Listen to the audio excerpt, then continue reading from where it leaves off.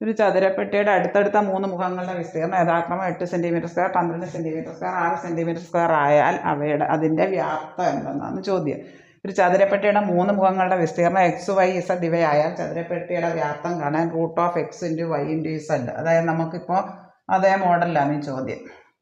3 മുഖങ്ങളുടെ വിസ്തീർണ്ണം 8 ഗുണം 12 ഗുണം റൂട്ട് ഓഫ് 8 ഗുണം 12 എക്സ് വൈ ഇസഡ് ആണല്ലോ. Root of X Y Z 12 ഗുണം 6 സമം റൂട്ട് ഓഫ് 576. അതായത് 24ൻ്റെ സ്ക്വയറാണ് 24 വ്യാപ്തമാണല്ലോ. അതുകൊണ്ട് സെൻറ്റിമീറ്റർ ക്യൂബ് അല്ലെങ്കിൽ ഘന സെൻറ്റിമീറ്റർ എന്ന് പറയാം. സെൻറ്റിമീറ്റർ ക്യൂബ് അല്ലെങ്കിൽ ഘന സെൻറ്റിമീറ്റർ. 24 ഘന സെൻറ്റിമീറ്ററാണ് ഉത്തരം. Centimetre cube.